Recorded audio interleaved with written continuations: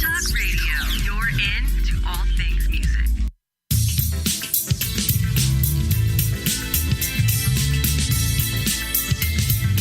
May the best brand win with Scott Robertson's Music Biz Marketing Strategies. Now, here's your host, Scott Robertson.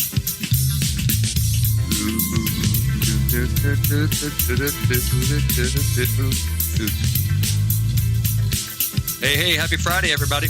You are tuned to May the Best Brand Win on Entertalk Radio, the undisputed leader in music biz talk. And I am Scott, your host, and a man who, well, I don't even know. I don't know what I am today. It's October 20th. I'm having a good time today. I know that. That's for a fact. And guys down in Entertalk Central, I've got Cedric and Paul and the whole crew working on this. We're connecting through Skype today. Brought to you by Skype, a Microsoft product for the last few years, and that's why it's so awful. No, I'm just kidding. How you guys doing in the booth? We're cracking up at that last joke. I'm sure Florentina would appreciate it too. It has. They came a long way, and then Microsoft bought them, and then they went a long way the other direction. And yeah, no, I'm just kidding. Tino's not here to defend Microsoft. This isn't fair. Well, if you guys have a question for me in radio podcasting land, you can always reach me. I am Scott Robertson. I run a little company called Robertson Communications, and we do strategic branding, public relations, a lot of fun stuff like that. Been doing it for a long time. You can reach me at that company at Scott@RobertsonCom, 2 M's, like communications.com, or you can find me on Twitter at RobertsonCom, again, 2 M's, like communications. So you are tuned. First of all, you're smart. You're awesome. You already know that, but I'm going to go ahead and give you the ego stroke anyway, because you're listening to what my mom calls one of the 3 best podcasts that she knows of. I'm not sure what the other ones are. They might involve yarn and something involving yarn. Who's to say? But she likes this podcast, and I'm sure you will too. It's a lot of fun. Radio show. And you are tuned into episode 70 of the big show, which I started to call it Marketing Evils, and then because I really want to talk about pharmaceutical advertising, because I just have to talk about them. And but now I've changed the name of the episode. This episode's called Pharma Marketing Evils, because I was going to talk about a few things, including pharmaceutical marketing, but I'm going to make the whole segment, the whole show, all about pharmaceutical marketing, because it needs it. We're at a point in society where it truly needs it. You know, one of the greatest threats to communication has always been marketing. Actually, sometimes marketing is really, it lacks ethics, it lacks common sense, it lacks thought, it lacks respect, it lacks trust, it lacks, so many things. And, that comes from people, right? That's not it. Marketing didn't just pop out sometime and go, and here I am, and I'm awful, and love me. It didn't do that. People made a lot of decisions over time to make us feel the way we feel about marketing today. And a lot of people say, well, Scott, you're coming down on marketing pretty hard for somebody that does marketing for a living. Yeah, that's true. I believe in a higher standard of marketing. I do this radio show completely to help everybody focus on the fact that marketing doesn't have to be bad. It takes a little bit of thought. It takes a little bit of strategy. It takes a little bit of thought, and really just any thought would work. And as you'll see in the winning and losing segment, there aren't a lot of people thinking before they're doing stuff in the world today, and that's a big old problem. That's a big old huge monster, gigantic, enormous problem from marketing, and leading that charge. When we're talking about some marketing is not, it just goes past bad to just downright friggin' evil. And that's where we're at with Halloween approaching. I thought, let's talk about evil. I could make the whole show about Oprah because she evil. I mean, let's be real. But let's not, we don't have to talk about Oprah. That could be a whole nother show. Why is Oprah so evil? That would be a fantastic show, actually. Note to self: show about Oprah. It could be a Chopra. And but we're going to talk about pharmaceuticals, and particularly their advertising, because they're terrible. They're evil. So that's why we're going to talk about them. So a lot of people ask me, hear the podcast, hear me speak, have heard my rhetoric for years, and they say, why is there so much bad marketing? A lot of it comes from just doing things without thinking, and then just a fundamental belief that the audience somehow doesn't matter in the equation, right? It comes from that sales mentality. Some people in sales, they say, well, how much did you close this month? And what did you close? And what did you close? Here's the problem with close, right? It makes it seem like you're kind of a rapist, right? A rapist closes deals, right? The deal is closed. You've wounded them. You got what you wanted and you're gone. That's closing. A marketer opens things. We open relationships. We don't close. That means I got you. Ha ha. I'm gone. Bye. No, we don't do that. We open. We open things so that we can have a better relationship, and so that we can keep people, coming back for more, right? Apple doesn't want you to buy one iPhone, one iPad. They don't want you to subscribe to iTunes once and have they want as deep and as long-lasting a marketing relationship with you, a brand relationship with you, as they can possibly get, right? That's sort of the difference. But sometimes some organizations decide that they have a need to close, and their need to make money this month is going to trump and kind of beat your need to be left alone. And that's where it comes from. That's the genesis. The decision point of all bad marketing is I'm more important than you. I and my needs are more important than your needs. And as we have studied on this show, that is stupid. That is incredibly stupid, because you may get them once. You may fool them once, but isn't it way smarter to keep them as your customer? Feels better too, sleep better at night, all these kind of things. And with that, we have pharmaceuticals. Now, pharmaceutical marketing's been around for a long time. Used to be regulated, isn't regulated quite so much anymore. Good old Wikipedia, says that pharmaceutical marketing, sometimes called medico marketing or pharma marketing, or as I call it, evil marketing, in some countries, is the business of advertising or otherwise promoting the sale of pharmaceutical drugs. Many countries have measures in place to limit advertising by pharmaceutical companies. We used to be one of those countries. The FDA used to limit pharmaceutical advertising on television and radio. Why would they do that? Because you have a product that is going to be sold. Ultimately, the consumers are going to consume it.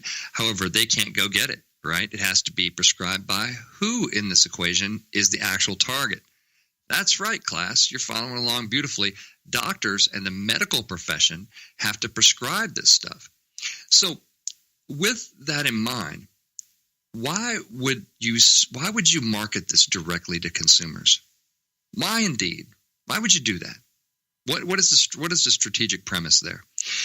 And the pharmaceutical companies say, well, we need to have, a top of mind awareness. We need to create awareness so that when the customer has a real or imagined ailment, that they can then go into their doctor, most likely unnecessarily, and ask the doctor to prescribe some type of medicine for them that's going to make them feel better.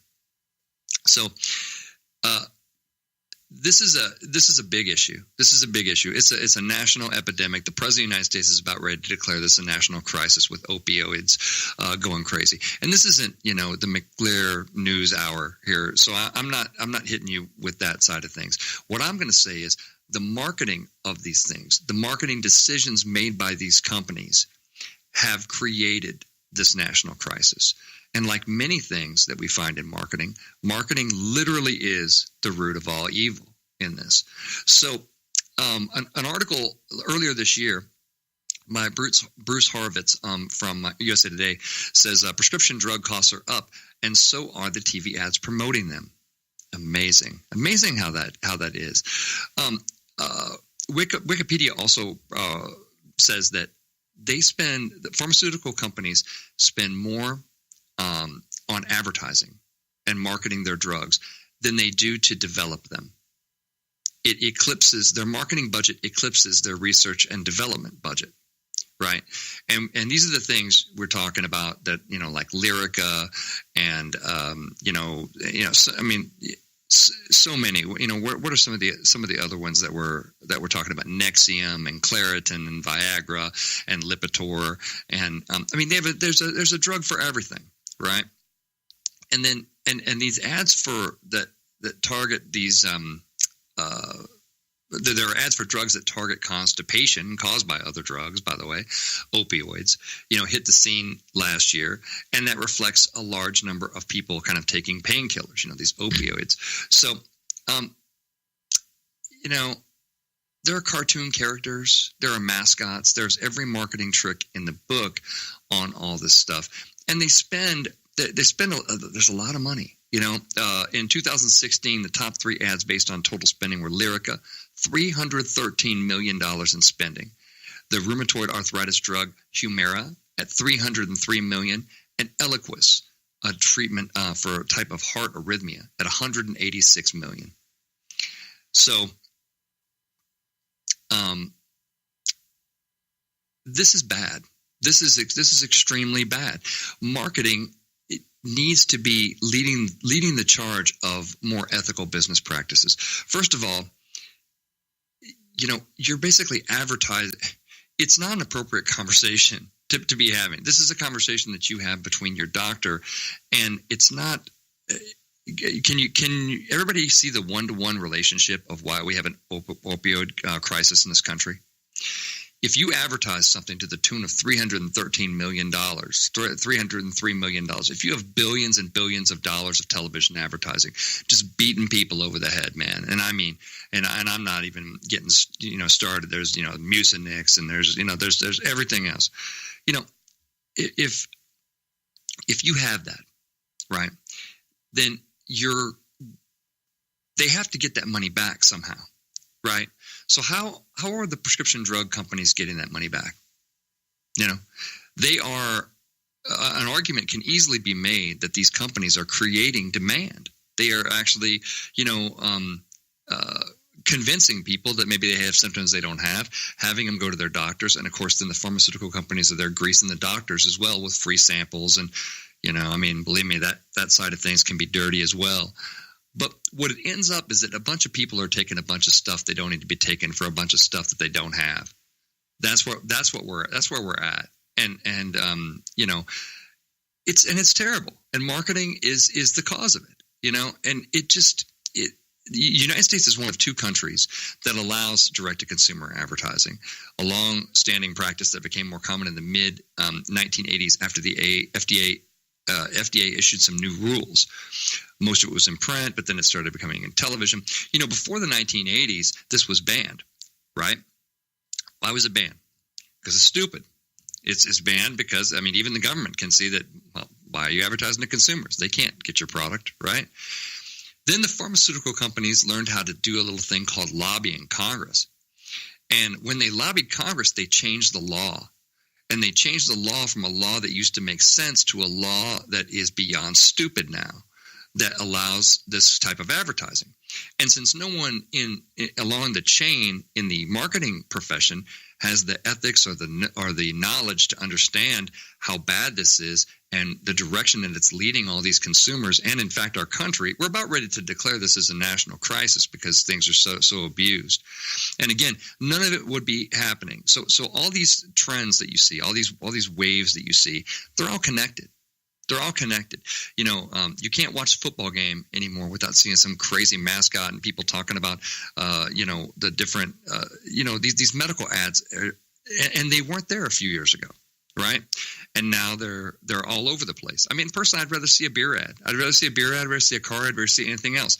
It makes you think one or two things. Either everybody's a whole lot sicker, I mean, when did everybody get so sick that we need, all of these prescription drugs for all these conditions that people imagine they have, And then the side effects, and Saturday Night Live's done a great job of making fun of this kind of stuff, but the side effects for these drugs, which is a laundry list of stuff that is like a damn horror show, it's like, it's just ridiculous. Some of the side effects that some of these drugs have, and then they list them at the end of the ad. May cause this, may cause things. And to me, the list of side effects is way worse than the condition you're trying to get. You're trying to cure some minor eczema, but hey, it might stop your heart. It's like, I'd rather have a little bit of a skin problem than a major league heart problem, because one of those problems kills you and the other one doesn't. Just so you know, I'm not a doctor, but I know that much. That's what I'm going to say. So, it's just this epidemic is ridiculous, and marketing is all over it, is absolutely behind it. And, and here's what I'm surprised of. The FTC is all over everybody's butt when they're misleading consumers, and of course, by the way, the FTC is bought on this. They're seriously bought. If you have hundreds of millions of dollars to throw around, where's the rest of the millions of dollars going? Washington. That's right. You have all the lawmakers bought. You have everybody in the FTC bought. You have, you have all this kind of influence. And so then you have this grand strategy, for rolling this out. But the FTC should be all over this. They should be saying, this doesn't need to be marketed. This doesn't need to be marketed. This is this epidemic that we've created. We've created this. We've allowed this to happen.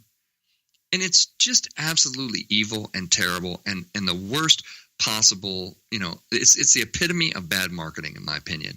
It's absolutely, not looking out for the customer, not looking out for, for what they're doing, or just kind of, basically helping yourself believe that, oh yeah, well, there's some people out there that need this. Well, there's a ton of people who don't. And there is a system in place by which people get medicines that they need. And that system is called the healthcare system. It's not the advertise on Thursday Night Football, which was a great game, by the way, last night. But, it's not the advertise on football games system. That's not the system. That system is where we advertise beer and cars and other things. It's bad. Marketing profession should have gotten in front of this a long time ago, because this is going to be regulated. Oh, it's coming. When you declare a national emergency and a national crisis, you can bet your butt that marketing is going to be, regulated because of this. And you are listening to May the Best Brand Win. We're talking about evil stuff today on the show. Come on back. I want to tell you who's winning and losing. See ya.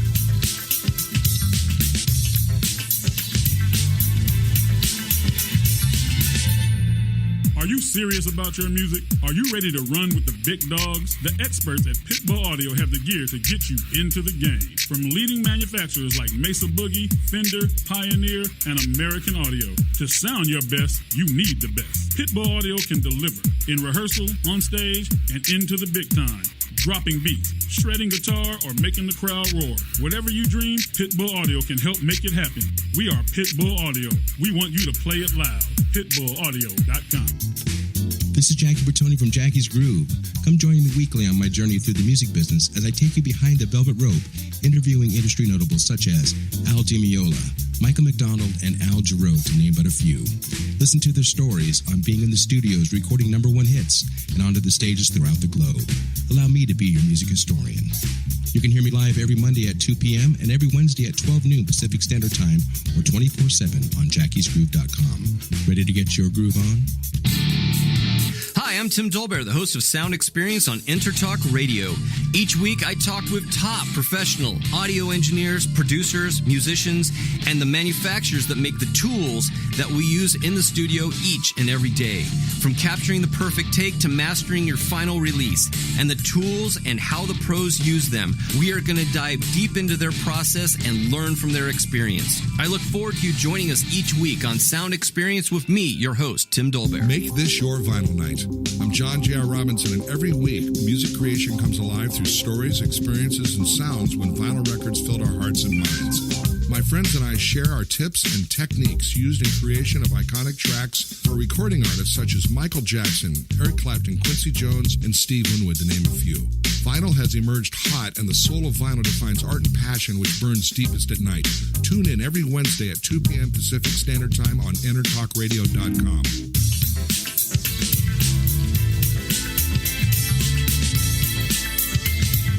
May the best brand win with Scott Robertson's Music Biz Marketing Strategies. Now, here's your host, Scott Robertson.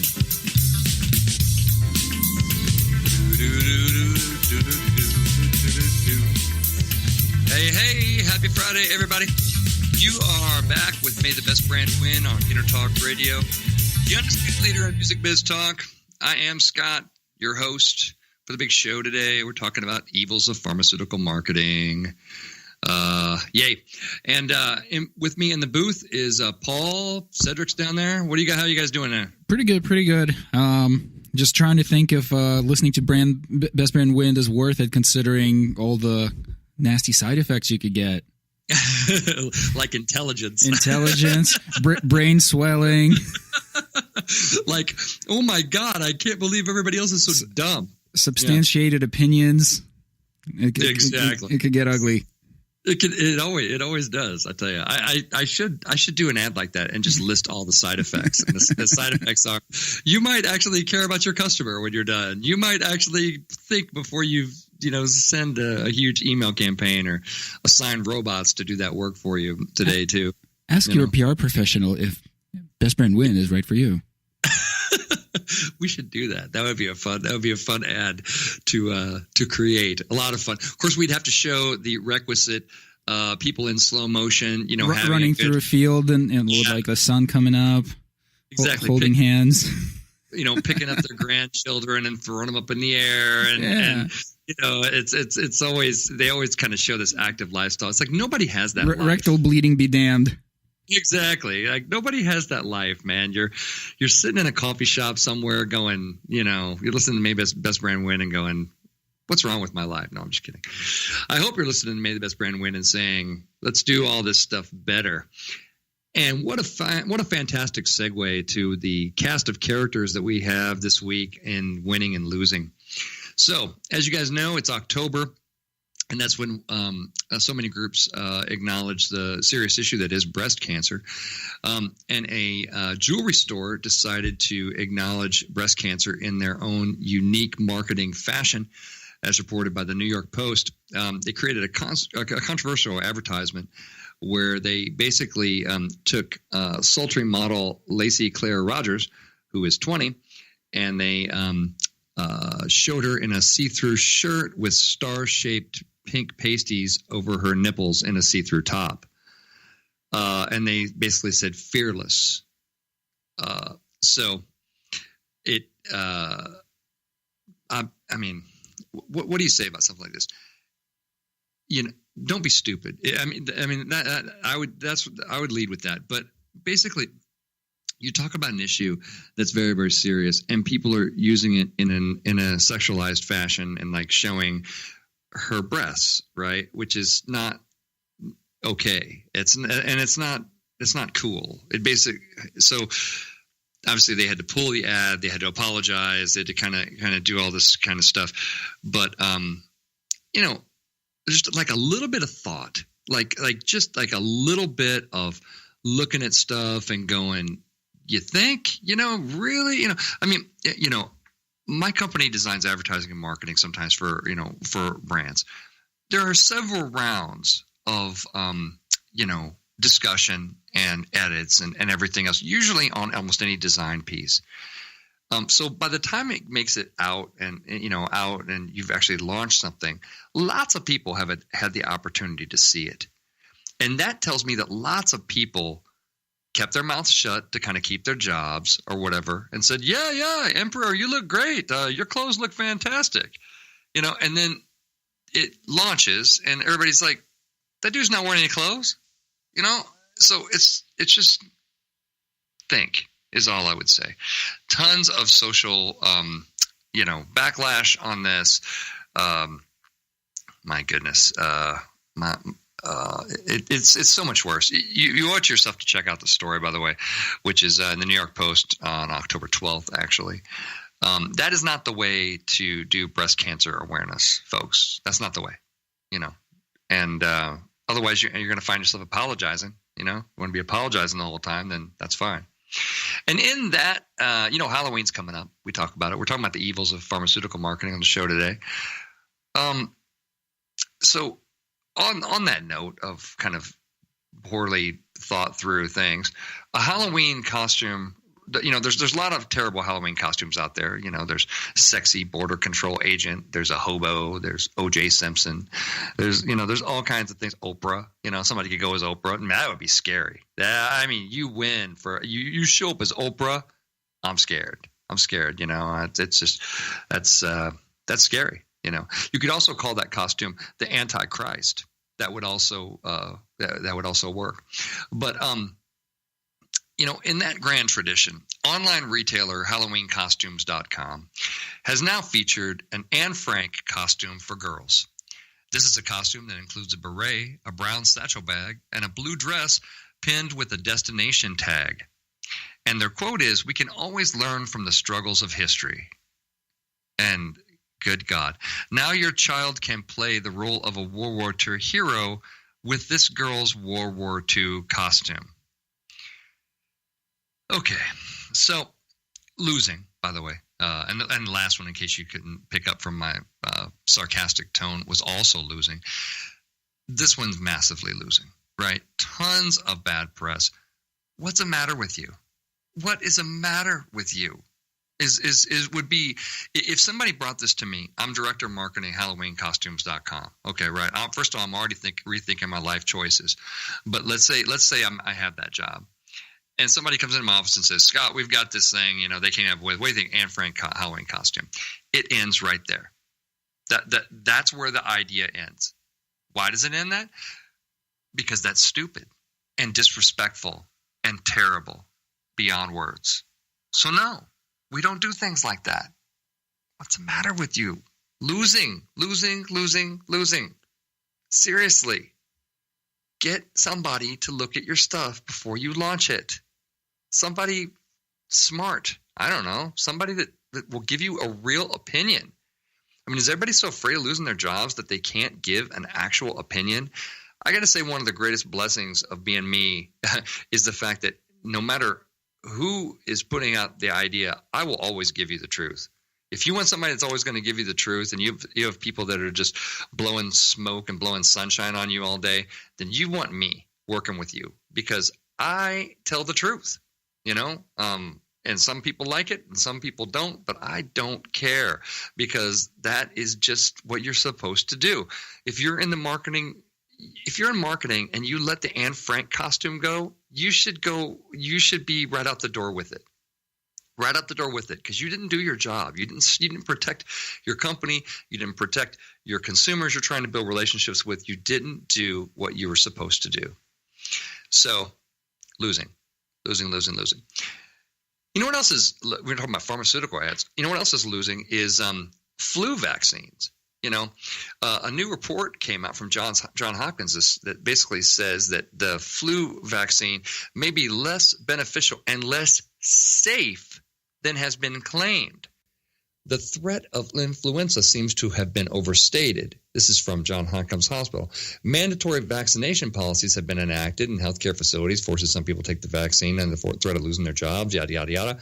You see flu shots everywhere. The main assertion of the CDC that fuels the push for flu vaccinations each year is that influenza comes with the risk of serious complications, which can cause death, especially in senior citizens and those suffering with chronic illnesses. However, they say that the actual vaccine that they put out there does not work very well. And when Johns Hopkins says that, they can back that. They say it doesn't really work that well, and they say it also may be dangerous. So you're injecting yourself. Hey, thank you, government.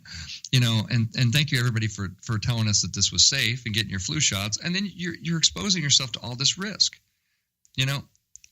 But the actual data on this will blow you away in the fact that, when they conducted randomized controlled trials of healthy adults, found that vaccinating between 33 and 100 people resulted in one less case of influenza.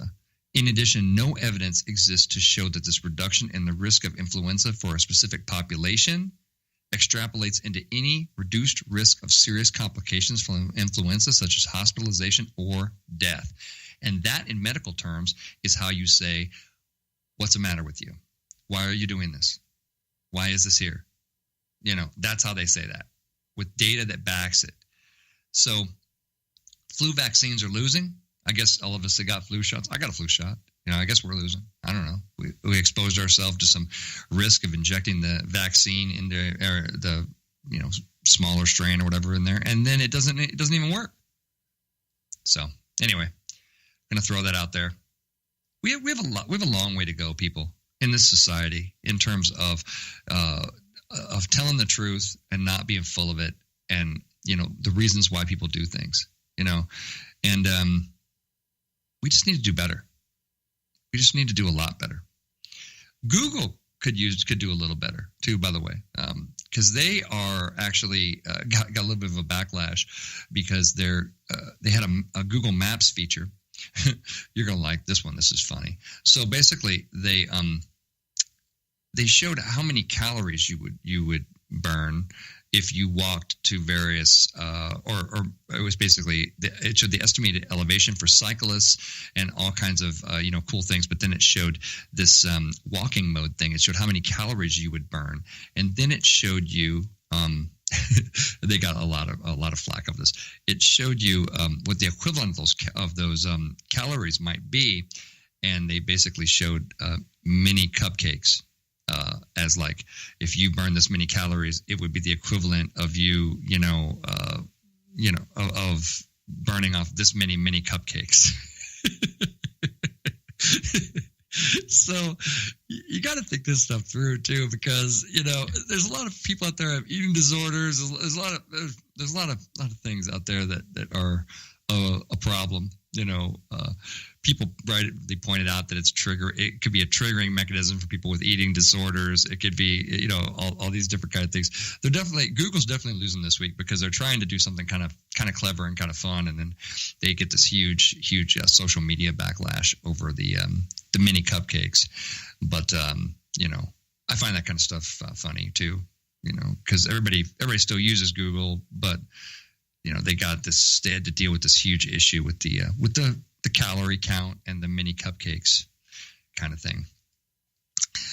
Well, man, who's winning? Aliens are winning. Aliens are winning. A lot of mentions of aliens recently. And there is a person running for Congress down in Florida, Bettina Rodriguez Aguilera, no relation to Christina, I'm guessing. She insists that she's had several encounters with aliens and she can describe them.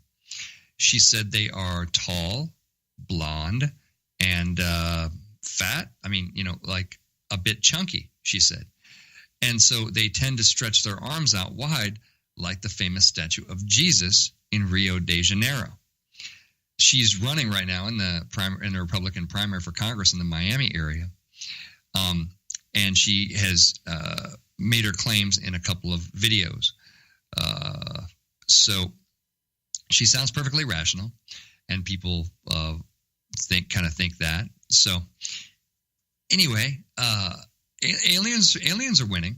Aliens are winning because they're getting mentioned. They're not the bald, creepy, slimy type of aliens that you may be used to. These are more like kind of almost Swedish or maybe Dutch, maybe German kind of thing. I mean, tall, blonde.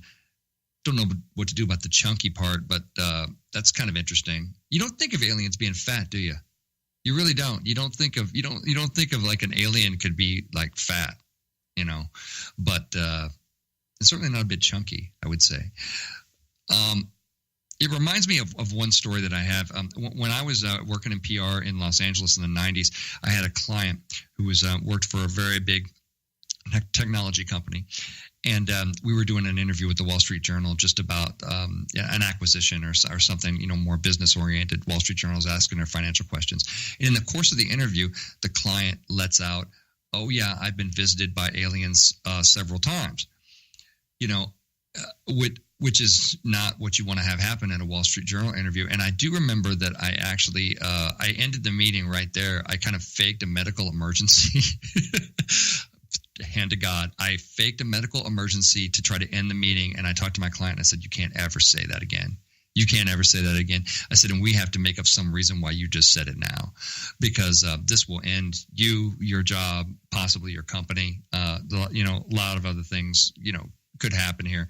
And I always remember that. And later that client published a book about being picked up by aliens, and it sort of came out a little bit later. But I will tell you successfully, just that I was able to keep that out of the story.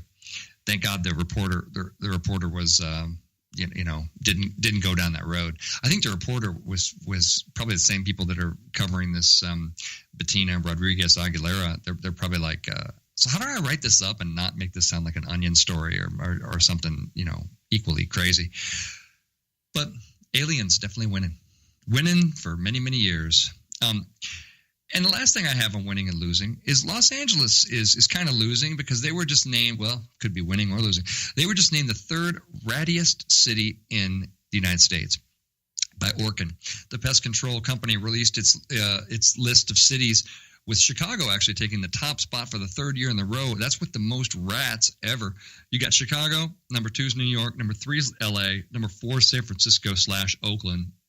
And then you've got Washington, D.C., Philadelphia, Detroit, such and such and such. But here's a couple of things I have to say about the story. The first is the word rattiest is that a word? Rattiest is not a word. What you would want to say is maybe something like, most rat infested or most prone to rat infestation or something like that. Rattiest is not, I think rattiest means like in disrepair. I don't think it actually means full of rats, that kind of thing. But L.A.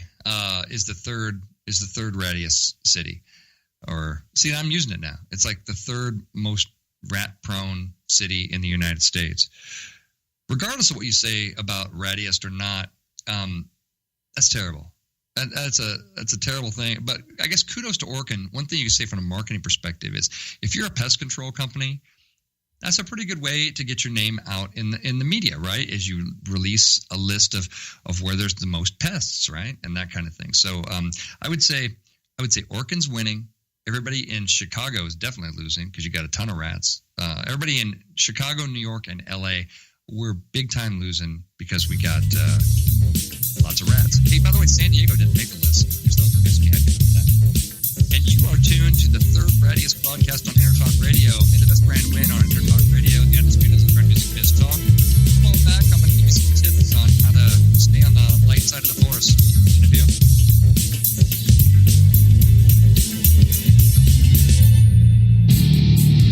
Hi, I'm Tim Dolbear, the host of Sound Experience on Entertalk Radio. Each week, I talk with top professional audio engineers, producers, musicians, and the manufacturers that make the tools that we use in the studio each and every day.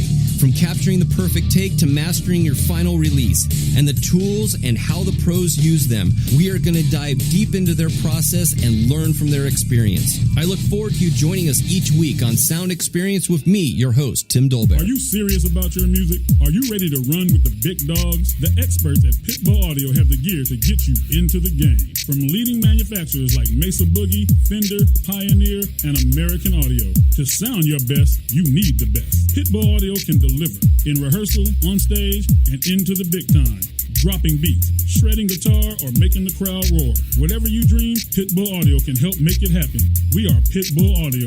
We want you to play it loud. PitbullAudio.com. Make this your vinyl night.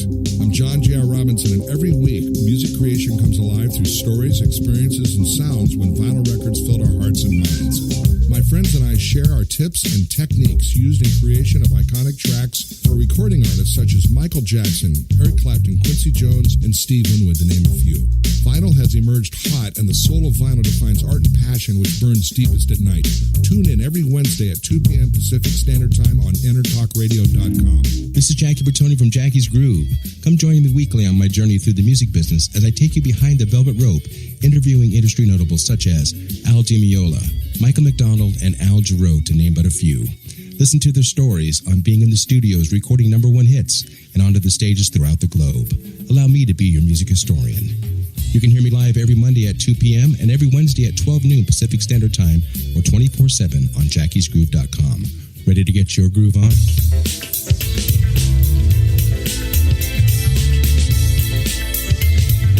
May the best brand win with Scott Robertson's Music Biz Marketing Strategies.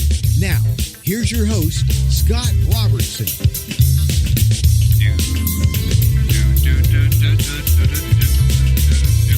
Hey, happy Friday, everybody.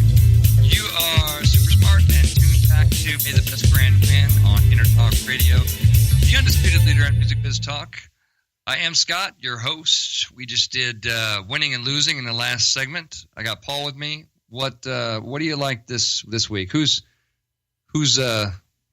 turning your head this week? What do you like? Oh boy. It was quite a collection, wasn't it? It was quite a collection. Yeah, I got pretty strong opinions about the whole medical mafia kind of approach to running things. Flu shot. Yeah, it's pretty gross. Well, the stuff you talk about in the first segment about marketing, advertising on TV, and the flu shots. Part of the reason is maybe the whole thing just doesn't work. Part of the reason might be because whatever flu shot they can concoct is always going to be like at least a season behind what the bugs had time to adapt to. So the whole thing's gross. You know what's interesting about that story too is you have John Hopkins, hospital coming out and basically contradicting the entire CDC and saying we did our own tests. Yeah, y'all are full of it. That's good. That's hopeful. That's what they said. I mean, the story is actually way harsher than I even reported it. It's they just take the gloves completely off and say this is a complete fabrication from the beginning to the end. Mm-hmm. And there's a lot of fabrications going on like that in the, in common sense, medical wisdom, dietary stuff where 10 years down the road, everyone finally realizes suddenly that, low fat is not actually good for you. High, quality fats are what's good for you and stuff like this. It's just you get brainwashed for decades and then sooner or later it comes out that it's fabricated to sell something or other.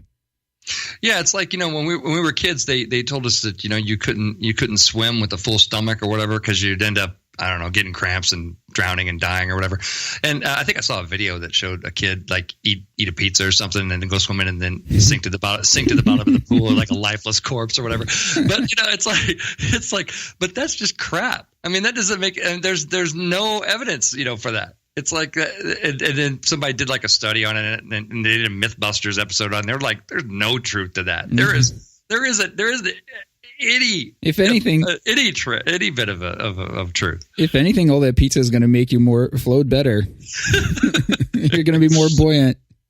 Exactly. That's why I like shows like MythBusters because they take stuff like that and they're like, this isn't true at all. Too much fun. Well.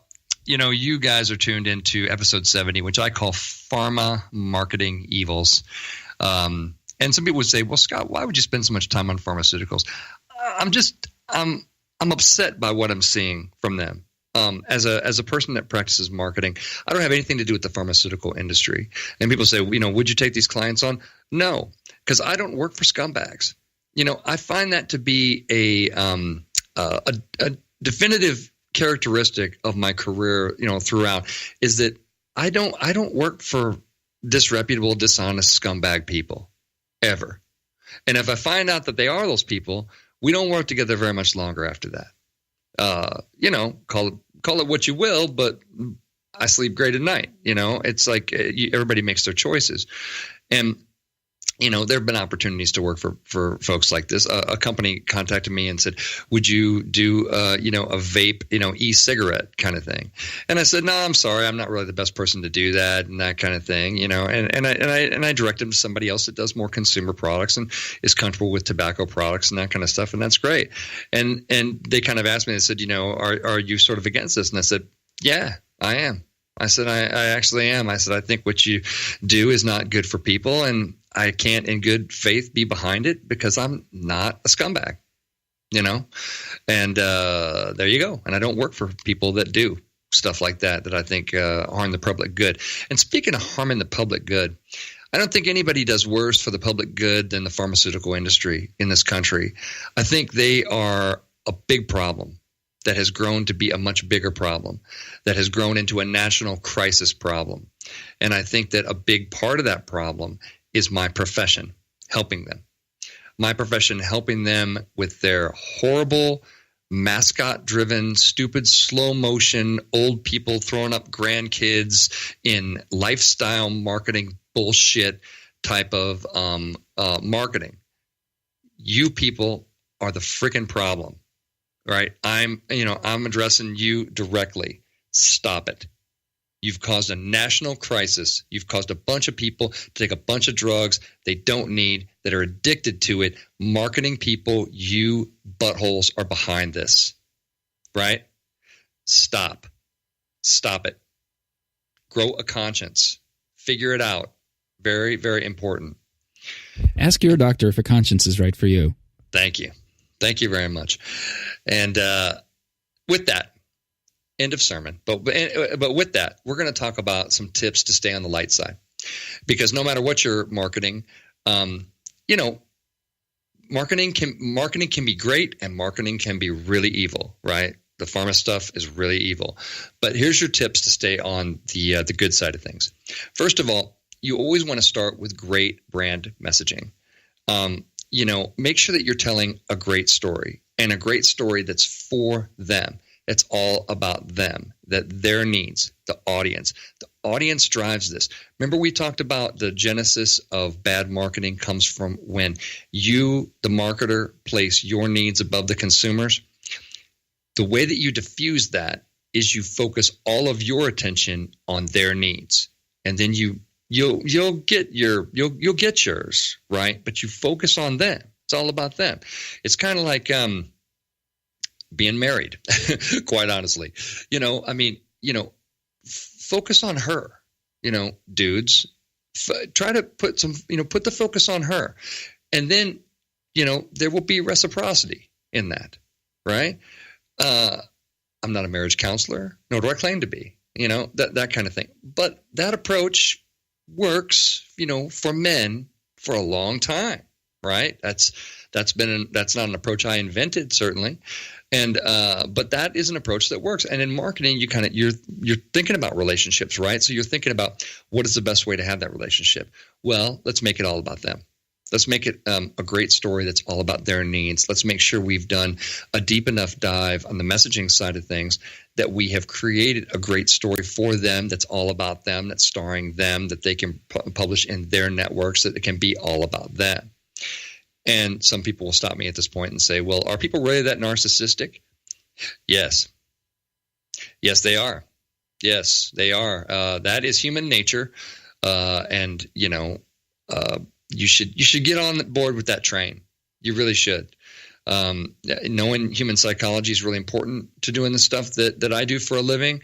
And I can tell you definitively that people are fundamentally really, really, really about themselves and their needs, and their family's needs, and their pets' needs, and their, and anybody close to them's needs, and those kind of things.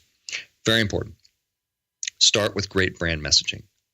Tip number one. Tip number two, make sure you tell that story with trust and respect for your audience.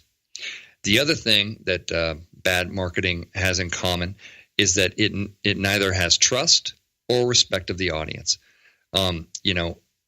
Somebody comes in and says, hey, we can design an ad that will keep serving itself up and do a retargeting conversion closing strategy. Punch them, right? That is not a trust thing for your audience. Digital marketers, turn it up right here, okay? You're in the relationship business. Don't do anything creepy. Don't do anything creepy. Sometimes when I'm sitting down with digital marketing companies, it's like they don't understand how incredibly invasive and creepy that stuff is, right? And if you don't understand it, you damn sure shouldn't be in marketing. No offense. I'm sure that you can program HTML and Swift code, to beat the band, but crack a book, man. Figure out what marketing does first. and then go be a digital marketing guru, but don't think that your technical digital marketing skills trump skills about knowing how to get the arrow to the target, right? Because you don't. You literally don't, and you drive people down this road where they create a bunch of ads that follow people. And remember I talked about the FTC earlier? Guess what? They are working right now on some regulations and some brand new stuff just for you digital marketing companies that feel it's appropriate to collect people's information and serve them up customized ads. They're going to shut you down big time. So, and they shouldn't have had to in the first place, to be honest. When you don't have to be shut down? When you're trusting and respecting the audience. Trust and respect. If we have a great product and we trust in that, if we trust them to be super smart and the needs are connected, then we trust them to make the right decision. And now we don't have to bug them. We don't have to bug them so much. We don't have to be so desperate, so incredibly needy, those kind of things. And then respect the audience. You know what? The audience is you and me and your mom and everybody else. It's the audience is out there, and attract them to you. Don't do things that are, where you're gonna interrupt them and you're going to try to close them and you're going to try to create a conversion strategy and a sales funnel that sends them out customized messages. Allow me to be the spoiler alert. They don't want your stuff. They don't want it. They want stuff that's about their needs, right? And they're going to find the stuff that's around their needs if you're good at connecting your stuff to their stuff. But all of that, talk about, digital sales funnel conversion and all that stuff, it's very easy to lose trust and respect of your audience when you have conversations that start like that. So don't do that. Don't do that. And digital marketers out there, do better. Watch what you're doing. Knowing how to do something does not replace the common sense of whether or not you should do something. Just so you know. Number 3, be creative. We talked about Orkin earlier. That's a really creative idea, right? I mean, they've got a bunch of data. They know which cities are the most rat-infested cities in the United States of America, and they know that because they're Orkin, they're national, and they're like, man, look at the heat map of rats, man. There's a ton of rats coming out of Chicago or whatever, and then they kind of put that all together and they create this little survey about the most rat infested cities. And hey, by the way, we also get rid of rats and that kind of thing. And that's creative, right? And that's actually a very good creative PR driven approach, because they got me to cover it on the podcast. Am I talking about Orkin, every week? No, I think it's the first time I ever did. But the reason I did was because the tactic was so creative. The tactic was very, very, very creative, right? And more than a little bit disgusting, got to say. But they got a ton of news play, on the whole story and everything. But don't ever stop being creative in your marketing. Think about different ways, not creative new ways to hit people with messaging they don't want, but what are creative new ways to introduce people to your message that they do want? Because, of course, we did step 1 right, and we have a great brand story for them. It's all about their needs. And now how can we be creative and really kind of get that story to them? It's really important. That's where, a lot of this episode I've talked about how bad marketing is. And that's where marketing can be really great, really great. That's where we can show some things. I mean, look at Geico. Geico sells insurance, which is a commodity. It's extraordinarily boring. Everybody knows you need it, every kind of things. And they find new ways, time after time after time, to make us feel something about that brand. Whether it's the lizard, whether it's the the surprising campaign that's running right now, which I think is just absolute genius. They make us laugh. And then, does it work?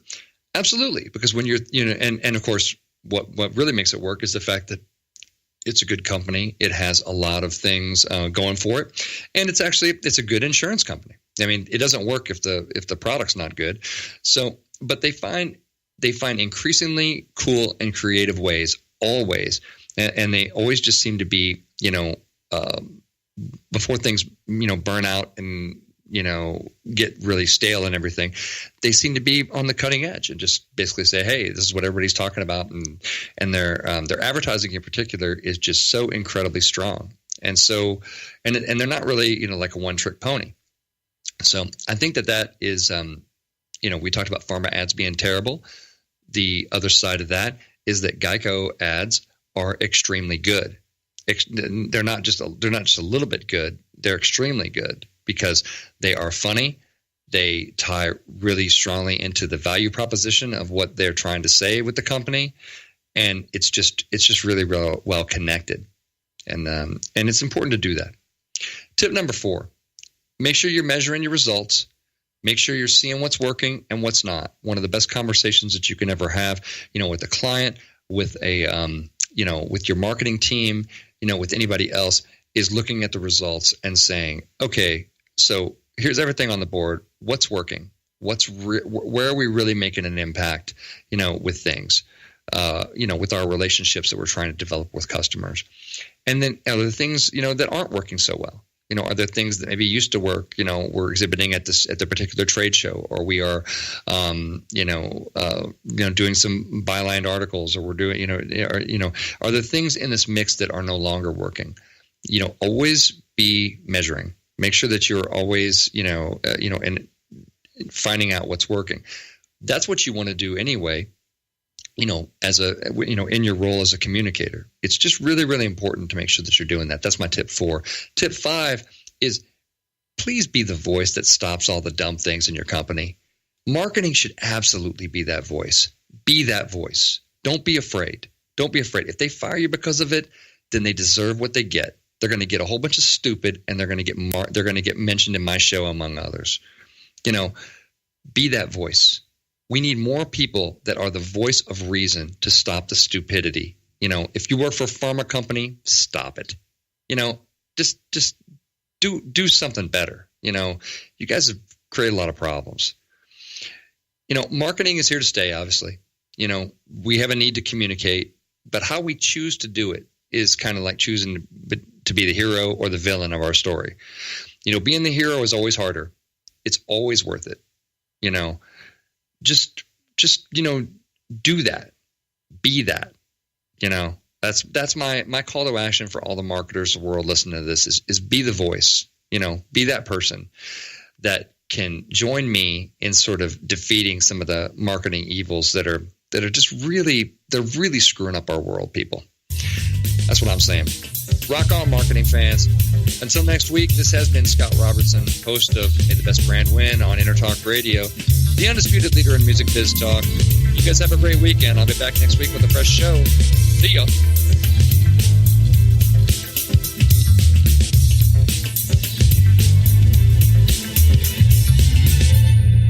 You know what's all around you every waking moment of your life? Marketing. You're choking on it. I'm Scott Robertson, and when it comes to strategic PR, branding, and marketing, I've seen it all.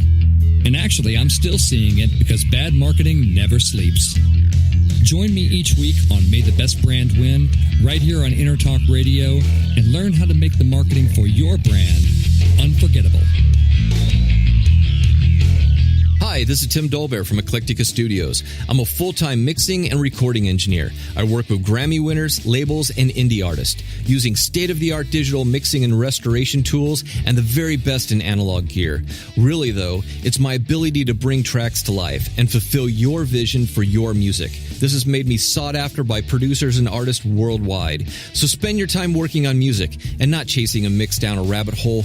Go to timdolbear.com and check out our free one-song mix offer. Are you serious about your music? Are you ready to run with the big dogs? The experts at Pitbull Audio have the gear to get you into the game. From leading manufacturers like Mesa Boogie, Fender, Pioneer, and American Audio. To sound your best, you need the best. Pitbull Audio can deliver in rehearsal, on stage, and into the big time. Dropping beats, shredding guitar, or making the crowd roar. Whatever you dream, Pitbull Audio can help make it happen. We are Pitbull Audio. We want you to play it loud. PitbullAudio.com. This is Jackie Bertoni from Jackie's Groove. Come join me weekly on my journey through the music business as I take you behind the velvet rope, interviewing industry notables such as Al DiMeola, Michael McDonald, and Al Jarreau, to name but a few. Listen to their stories on being in the studios recording #1 hits and onto the stages throughout the globe. Allow me to be your music historian. You can hear me live every Monday at 2 p.m. and every Wednesday at 12 noon Pacific Standard Time or 24/7 on jackiesgroove.com. Ready to get your groove on?